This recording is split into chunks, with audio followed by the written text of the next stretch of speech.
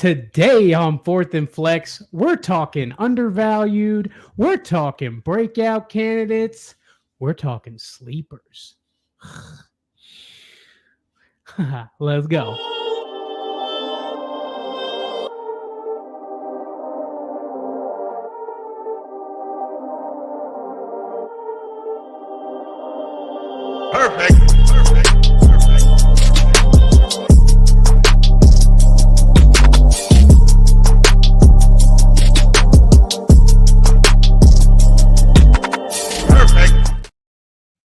We are back. Welcome back to the Fourth and Flex Fantasy Football Podcast.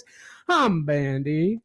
That's Trey, and the time is now. Buddy, what's going on? What's going on, man? What's going on? Hey, it's football time. That's what's going on. I mean, they had the Hall of Fame game last night. I mean, it's going crazy, bro. How about that kickoff? Yeah, that's very interesting. And my take on that, just real quick, with the new kickoff is that right now during the preseason, it's going to be very basic, very average. But I guarantee you coaches have already got, some tricks up their sleeve with that kickoff and how they're going to block and things like that. Yeah. I'm actually excited because it's supposed to create more run backs. So we'll see. But I think it's definitely, it looks safer. Yeah. Right. Sure. And then there's a lot of rules where they get the ball at the 30. And to me, that's beneficial for fantasy because that means more touchdowns. Yeah, that's true. That's true. I mean, they don't get enough time to really get going, right? And just smash into guys. So maybe, But that's what the blocking's all about. It's like you got a big crew of linemen in front of you and they got to know the play. Yeah, and there's all kinds of rules and craziness to it that I'm sure we'll learn as the season progresses and yada, yada. If it rolls into the end zone or if it lands in the end zone, all different things happen. Flags will be thrown. Feelings will be hurt. And I imagine to see some red challenge flags as well. Oh, yeah. But guys, today on the show, we're talking some fantasy sleepers for your teams this season. We got a bunch of guys here that are going to help you out, man. Guys, if you are watching on YouTube, man, become a YouTube member, man.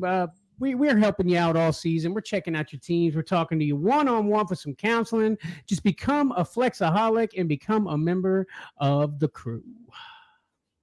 But, buddy, let's go ahead and jump into some sleepers. Let's get it started, buddy. I'm going to get it cracking right now with a guy from this team right here. I'm talking Will Levis, okay? Will Levis, QB 16 last season from week 8 to week 15, okay? Here's my thing there. Look, Vrabel's out. Brian Callahan is the new head coach. And where did he come from? He came from the Bengals. He was the Bengals offensive coordinator who was top 5 in pass rate last year. And previous year before that, they were doing really well there as well. Let's see. Calvin Ridley's there. Tyler Boyd. He does have weapons over there that are going to help him out. And it's supposed to be a very pass-heavy offense. This could be a guy that you could get in a later round that could really, really help your team. In best ball especially, you need a guy that, like just a shot in the dark that nobody's looking at. I like Will Levis as a sleeper this year, Trey. Yeah, man, I can dig it. There is some news with DeAndre Hopkins getting hurt, potentially out 6 weeks, which could lead up right into the season, maybe week 1 or 2, not sure. Either way, that would put Calvin Ridley in the spotlight, who we know can perform well, especially under a deep passer. They've got Tyler Boyd. They've got Treylon Burks at the 4 spot. But like I said, with D-Hop out, that puts him in the 3rd. To me, that's a solid wide receiver 3 group, regardless of how you look at it. Nick Westbrook-Akine is there. I know he's had splashes here and there of things. Will Levis, at least he has a full offseason and training camp and all this to be the definite QB1. He can get all the reps, everything he needs. Will he deliver? I mean, I hope so. I think he's worth taking a risk on in the later rounds for sure, Trey. Yeah, and they're deep at wide receiver because they also got Kyle Phillips there, who is a big guy that, he hasn't had a lot of playing time, but when he does, he makes it worth it. You're exactly right. And I really like to see him get a little more playing time. But Will Levis, all the talk coming out of the offseason is that he's throwing deep bombs, baby. I mean, it's all day with Will Levis for those deep bombs. And so I'm excited to see that. And that's going to kind of roll me into my next sleeper on my list, which is Tyjae Spears. And it's exactly same offense. And my point with that is it's going to be a pass heavy offense. And I know Tony Pollard is there, and it's and he's a pass catcher as well. But Tyjae Spears is also a pass catcher. Just going a little bit about last year. Last year he had 26% missed tackle rate. That was fourth highest among all running backs. Wow. He was top 5 in breakaway run rate and 14% target share. That's top 7 among running backs. So he's a PPR back too. Personally, there's talk about Tony Pollard being the lead back and Tyjae Spears just being kind of a here and there piece. I think it's going to be a 50-50 split.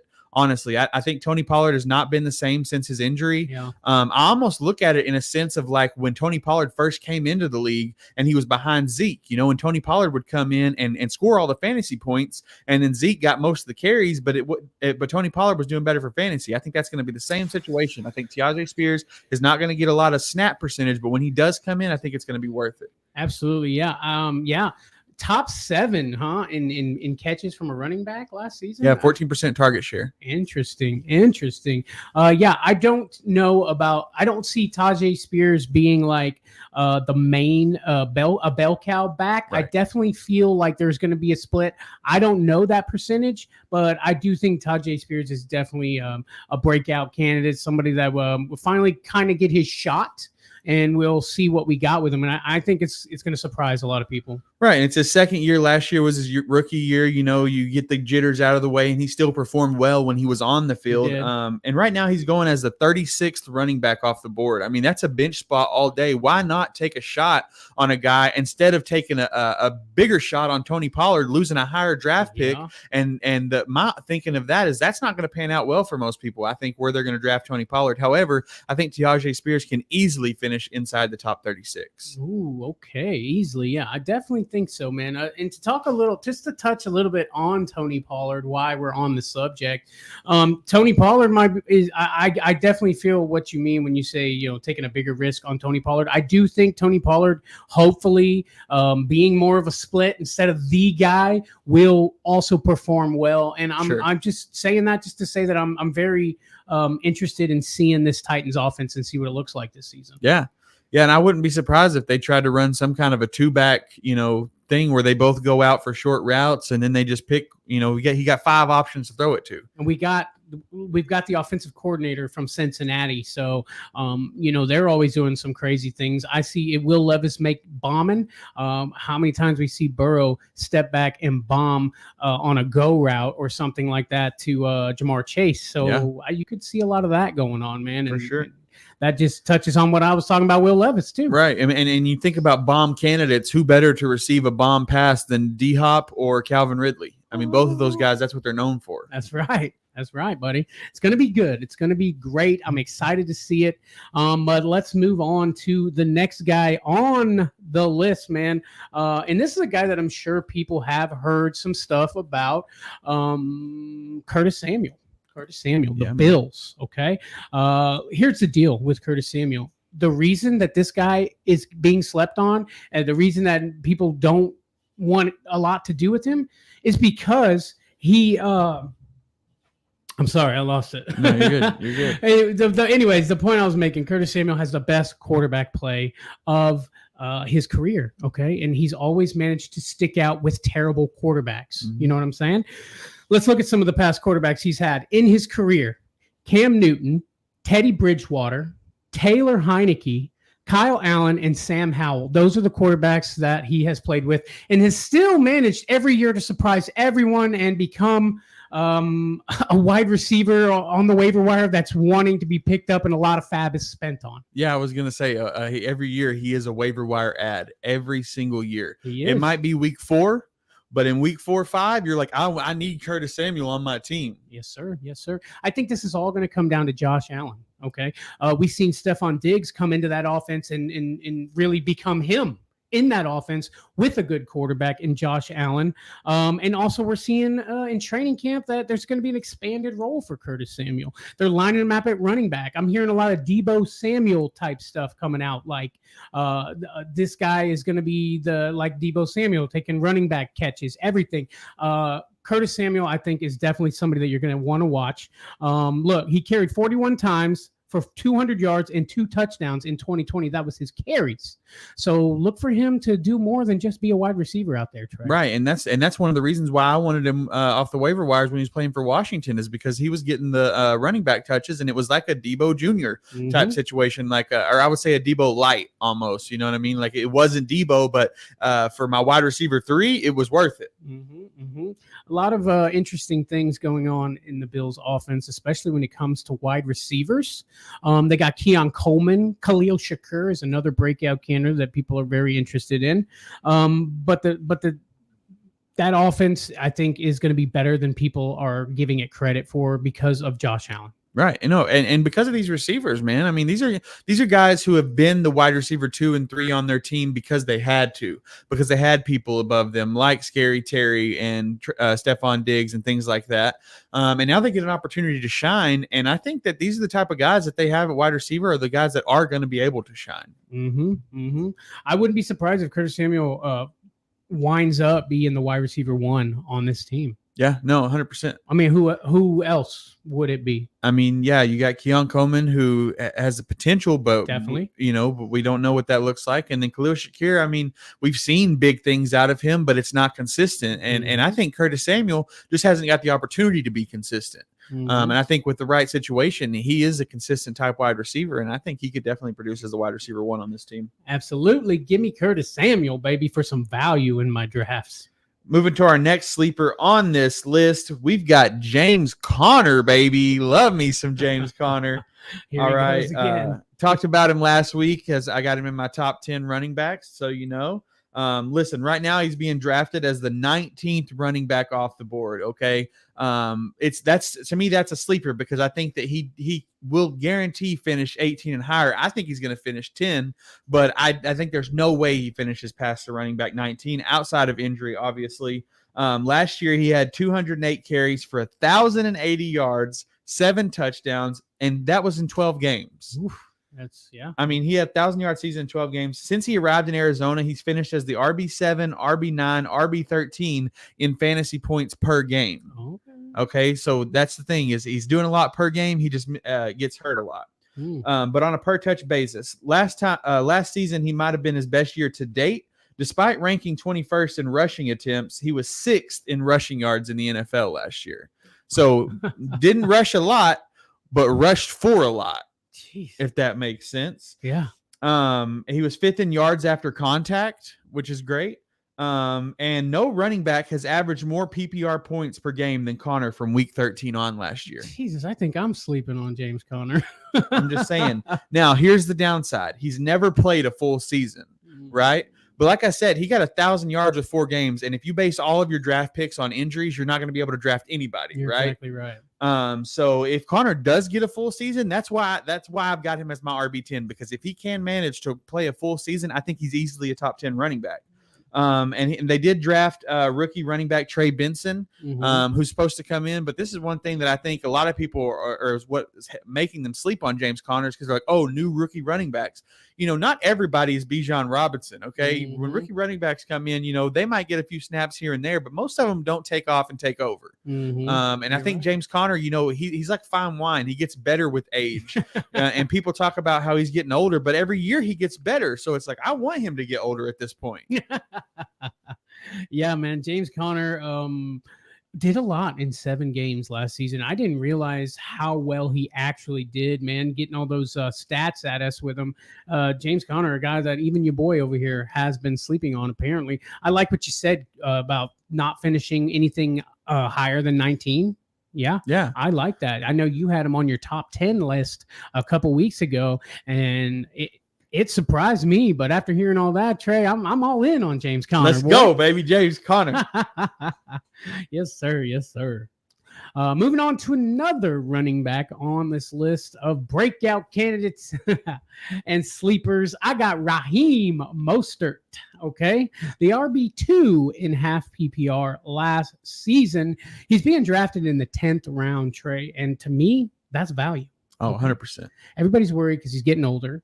We used to call him Raheem Most hurt, because this guy was always hurt. But as of lately, I'm pretty sure he played almost a full season last year. I'm just saying, like, he had that injury bug hanging over his head like his entire career. But ever since moving to Miami, I feel like I haven't had that worry with Raheem Mostert. Look, he's 32 years old. He's coming off the best season of his career with 21 total touchdowns. Okay, rushed for over 1,000 yards, 200 attempts, over 200 attempts, by the way. And then the thing that's killing people with Raheem Mostert, it's Devin Achane. It's Devin Achane, and it's that, oh, well, last year was that's a mulligan, like that's not going to happen again. That's just, that was just because of some craziness. That's why he finished that high. You know what I mean? And I'm just saying, like, Devin Achane coming in, holding people back from getting Raheem Mostert. Here's the thing. Last season, they both played. They both got steady production. If you can get Mostert, like, in the 10th round, 11th maybe, as I'm seeing him go, that's value, baby. And that's what I want, Trey. Value. 100%, 100%. And my biggest worry with Devin Achane is that, he's a player that, and I hate to compare him to this, but I'm going to say like a Kadarius Toney type player to where he has all the skills and he shows explosive ability and great things on the field. But when it comes down to consistency and execution, it doesn't balance out. Mm-hmm. And that's where Mostert's going to come in, because he is consistent when he's healthy. Yep. And maybe you were saying that he's we used to call him most hurt, and he's done well since he got to the Dolphins. Maybe he's been practicing the jiu-jitsu with Tua Tagovailoa and learned how to protect himself on the field. You know what I'm saying? Absolutely, buddy. Absolutely. Maybe Tua showed him a couple things. I like that. I like that a lot. Yeah. But anyway, moving on to our next guy on our list, we've got Tyler Conklin, baby. Conk. This dude, like, nobody's even talking about Tyler Conklin, okay? And the thing is because it's boring, right? It's boring to talk about the Jets tight end. It just doesn't feel like, a lot to talk about. But listen to this, okay? So last year he had 61 receptions, 621 yards, right? PPR, that's pretty good for receptions. No touchdowns, though. That was the biggest thing. Obviously, Zach Wilson was throwing him the ball. Okay, but right now he's going as the 24th tight end off the board. I mean, he's going undrafted in some leagues, okay? Mm-hmm. And he's finished 8th and 12th in targets among all tight ends the last 2 seasons. And I think there's a chance that he can have double-digit touchdowns this year from Aaron Rodgers. Okay, Aaron Rodgers' favorite target in the red zone is the tight end. It absolutely is. And Tyler Conklin is consistent with catches. He's just not consistent with yards. And if he's getting tight end or end zone targets, then he doesn't need to get yards. He just needs to catch the ball. Mm-hmm. Listen to this, okay? So with 6 touchdowns last season, if Tyler Conklin would have had 6 touchdowns last season, he would have finished tight end 10. Wow. With his stat line. If he just had 6 touchdowns instead of 0, he would have finished the tight end 10. I think that he can easily get 6 touchdowns with Aaron Rodgers this year, and if not more. Yeah. You know what I mean? And so I think that and this is obviously not, don't go out and draft Tyler Conklin in the 3rd round as your first tight end. But if you decide to punt on tight end, those top 5 or 6 guys that everyone loves are gone, and you're like, I don't know what to do with this mess down here at the bottom, just grab Tyler Conklin and move on. Yeah. No, I like that a lot, man. I am one of those guys that do punt tight end just because the position is so terrible. And in a lot of leagues I'm playing in, it's a flex with tight end. I'm seeing a lot more lately instead of just having the tight end position because it has been so terrible. But Tyler Conklin, he's a guy that every year we hope to see this from him. Generally, we get this from him, and that's because of terrible quarterback play. Yeah. The guy has had terrible quarterback play almost his entire career. Aaron Rodgers coming in, being the tight end loving quarterback that he is, especially in the red zone. I think you're right, Trey. I think I could see Tyler Conklin getting at least 6 tutties this season. Yeah. And obviously, Aaron Rodgers' health is a big point there. It is. And that's what we're worried about. But if Aaron Rodgers stays healthy, I don't see why Tyler Conklin can't, at least be a top 15 tight end on the year. Yeah, it kind of scared me. I don't know if you've seen that video with Aaron Rodgers the other day. He on the sideline pulling off his sock with the trainer. Yeah. I'm like, oh, it's come scary. on now. Here we go. But, maybe he's just like, hey, I got an itch. Will you scratch it? No, come on now. Maybe it's just a little tight. You know what I mean? It's a little tight down there. Just need to check it out. It looked like he was looking at that ACL injury, though, just saying. You know, it really worries me. I expect to see more than 3 snaps out of Aaron Rodgers this season. Absolutely. And Tyler Conklin, a good guy to get if Aaron Rodgers is in there, Trey. Without a doubt. But let's move on to the next guy on my list. This guy is, you would call him a sleeper, but you might not call him a sleeper. That's Drake London. Okay, Drake London is a guy with his rookie season. He was drafted high. He came out. He did really well his rookie season, and then terrible quarterback play has just. The Falcons have suffered from the worst quarterback play in the NFL in the last few seasons, okay? And Drake London and his fantasy value have hurt because of that. Only 6 touchdowns in the last 2 seasons for Drake London, and I still got him on this list, Trey. And that's because of one man. Kirk Cousins, your boy, over now in Atlanta. I mean, look, Kirk Cousins made Justin Jefferson the number 1 guy. Justin Jefferson's still going 3 or 4 in most of the drafts I'm in. And that's because of the one guy that's thrown him the ball his entire career, Kirk Cousins. So I think you get Drake London in there with Kirk Cousins. Maybe Kyle Pitts eats a little bit of it too, but I think Drake London is a guy that's, everyone just keeps looking past because of not knowing. But man, Drake London, if you can get him for value a little bit later, I think he's a great grab, Trey. Yeah, without a doubt. And, Kirk Cousins also coming off an Achilles tear, so a little worrisome there. But he was cleared for training this week, ready to go back to practice, and all good things coming out of camp. I'm excited because I think Drake London has the potential to be an amazing wide receiver in the league. He just has, again, quarterback play, killed it. Yep. And Kirk Cousins is going to come in and really tear it up. My thing is Drake London, I think, has a decent floor with Kirk Cousins, but he has a ceiling that's through the roof with Kirk Cousins. It's a Justin Jefferson ceiling. You know what I mean? Like, I like it. It's worth the risk. It is definitely worth the risk, man. And this guy can catch. He creates separation. He can catch if he has a quarterback with good vision. A good quarterback with good vision, like Kirk Cousins, can see that. Maybe not the entire game because Kirk Cousins has a problem playing through entire games. But, hey, the last quarter, he's your guy, bro. I know that's right. Moving on to the next guy on our list, we've got Brandon Cooks, baby, out of Dallas. Okay, and this is the guy that I was talking about, I believe was on my sleeper list last year. Didn't really work out for me. 2023 season began slow. But he ended up managing 54 receptions for 657 yards and 8 touchdowns at the end, which is not bad for a wide receiver too. It wasn't amazing for fantasy last year. However, don't forget that Brandon Cooks has 6 1,000-yard seasons under his belt. He's on one of the most pass-heavy offenses in the league. Dak Prescott really started targeting him towards the end of the year, which I think they kind of developed that connection there. I don't know how big of an effect this is going to have, but CeeDee Lamb is holding out right now on contract negotiations. Is he going to miss week 1 or 2? Who knows? Probably not. But if he does, that's Brandon Cooks' wide receiver 1 position, if he's getting the targets that CeeDee got, that's why CeeDee was so good. He was the most targeted wide receiver in the league last year. Yep. And so I just think that with this team and how they're evolving, I think Brandon Cooks is going to have even better year than he did last year. And he's going so far down in your drafts that it's just like, why wouldn't you reach out and grab some Brandon Cooks for your bench? Yeah, he's going undrafted in a lot of leagues that I've been seeing, Trey. Brandon Cooks. I want to see this guy cook for sure, buddy. And like you said, man, the Cowboys very, very pass happy. I think they'll pay CD, to be completely honest with you. They paid Zeke when he held out. They paid Dak. I really think that Jerry will hold his ground and try to do a little negotiation, but CeeDee Lamb deserves to get paid. Not to be off topic, but did you know that Jerry Jones is 1 year older than Joe Biden? I did not. Does that scare you at all? Because it does me just a little bit. Yeah, I guess I could see that. He's like, sign whatever, give him the contract. Yeah. Man, yeah.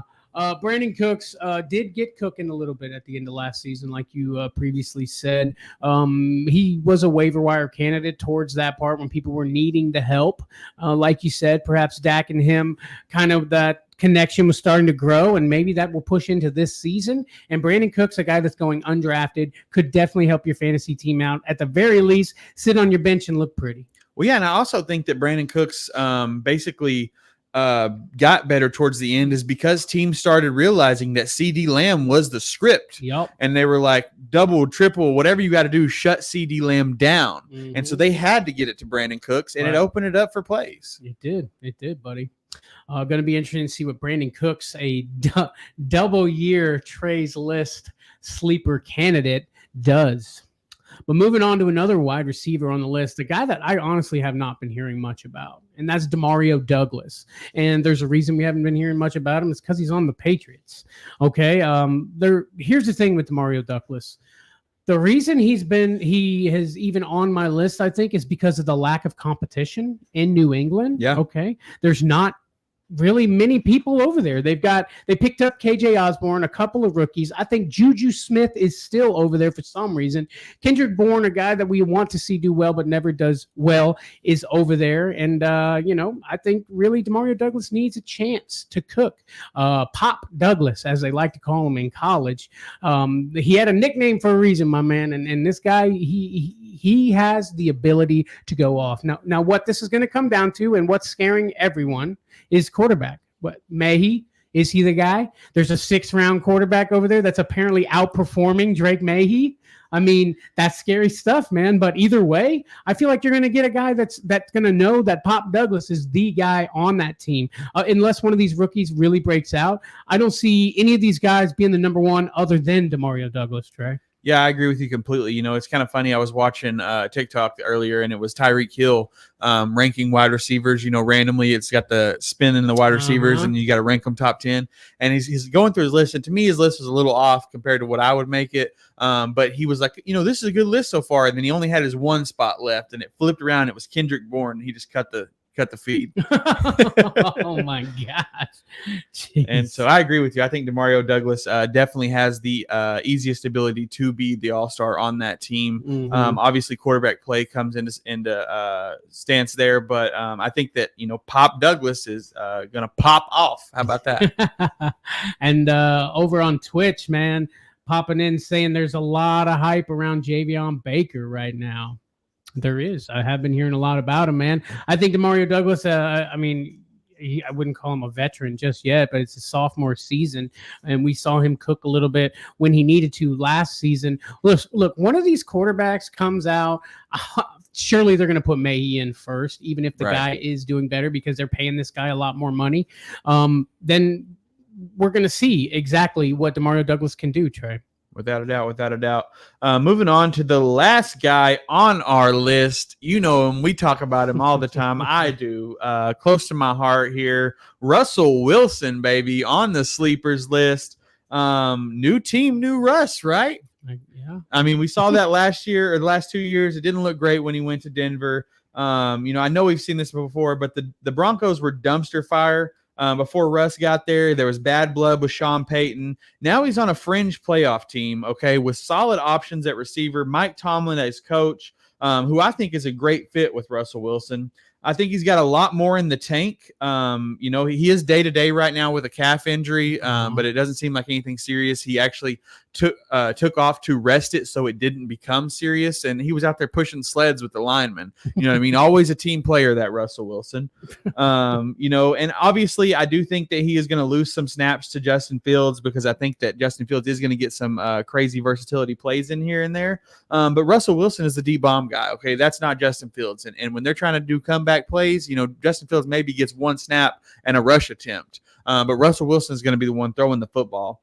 And right now he's going as the 25th quarterback off the board. Okay. He could be your backup quarterback in super flex leagues. Okay. I think by week 3, people are going to really wish they took a late round chance on Russell Wilson. I mean, 4 years ago, people were calling him a Hall of Famer. That's right. True. Yeah. And he still got that in him, I believe. I was actually watching another TikTok clip, and it's his last game in Denver, right? You would think hopes would be just lost. Okay, 2 years in and nothing good. Russell Wilson's still out there hyping the team up, trying to get them excited and go out there and one play at a time, baby, win this game. Let's do it. We score on every play, we'll win. You know what I mean? Just like it's still keeping that energy. And that's what I like about Russell Wilson. And I think that that's what he can carry to the Steelers and on a team that, like I said, they're a fringe playoff team. They're not down in the dumps like the Broncos were when Russ got there. Yeah. Russ was supposed to be their savior. I feel like Russ is just there to help the Steelers in a sense, so there's not as much pressure in my opinion. Yeah, Russell Wilson, a guy that I'm seeing just not even get drafted in regular league, so he could be sitting there on the waiver wire week 1. If you have questions about your quarterback room, why not pick up Russell Wilson? He is definitely the QB1. He's on a team with Mike Tomlin, who has never finished under 500, so they're going to get wins. They got to get those wins somehow, and that somehow is going to be Russell Wilson throwing the ball. He's got George Pickens, a guy that's going to be great for deep threats. Okay. The only thing I think that scares me is Arthur Blank is in there as the offensive coordinator. Yeah. Maybe they plan to run the ball a little more. Maybe that seems like a Mike Tomlin type of team, but Russ is still going to cook. He's gonna throw it deep, and George Pickens is gonna be there to snag it out of the air, man. George Pickens, a really tall, long arms. You know what I mean? This guy always manages to go up and get the ball when he needs to. Who's gonna throw those beautiful passes? Then Russell Wilson, a guy who I will bet you obsesses over his throw. Oh, 100%. Over the placement of the ball, over the spin of the ball. I just feel like Russell Wilson is one of those type of guys, Trey. Yeah, man. You know, when he was at Seattle, he did not miss a practice for like 7 years. Mm-hmm. I mean, like this dude, like all the way to high school, like he never missed a game. He never missed a practice. Dude is a monster. Okay. When it comes to devotion. Yeah. Right. And like you were saying, I've actually heard other people talk about, them trying to run the ball more and things like that. Yeah. That's what Russ is used to. That's what the Seahawks did. Yep. Okay. He won Super Bowls with that. That's true. So that's true. Russell Wilson, baby. Hey, any concern with the early injury for Wilson? I honestly don't have any concern. I think Russell Wilson is smart enough that he knew when he felt something a little bit, he was like, I'm going to stop now. Rest this so it heals, so that way it doesn't become something serious. He's like, it's off season, it's no big deal. Probably wanted to sit out a couple of days anyway. So I think there's no concern to be had. And if it does come out that, if he gets back to practice and there's a serious injury, no problem. Justin Fields is your man. Exactly, buddy. I guarantee you we see some Justin Fields on the fields in Pittsburgh this season, Trey. No doubt. Great stuff, buddy. Great stuff. Fantasy football is there's no more weeks without football between now and February, Trey. I know it. I'm pumped. I'm excited. I'm ready to be rooting for every team and a different player on each team. I can't wait to watch some Red Zone. I'm ready, bro. Locked in. Yes, sir. Yes, sir. Guys, get locked in with us and join our group over on YouTube, TikTok over there. Join us. Follow your boys. Don't forget to hit the like button wherever you are. Please subscribe to Fourth and Flex. Hey, and if you're watching over there on Twitter or X, as they call it now, share this bad boy out, man. Get some people to find Fourth and Flex and become part of the family, Trey. You too can be a flexaholic. I love it. I love it, guys. Thank you so much for watching.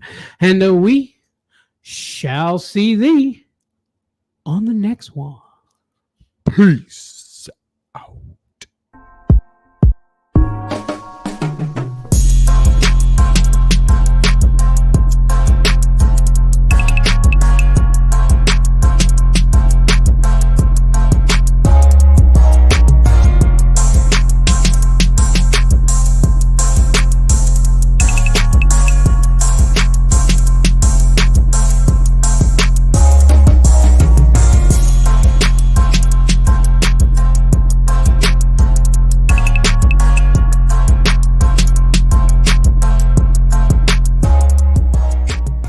Balls to steal this guy. He's got big balls.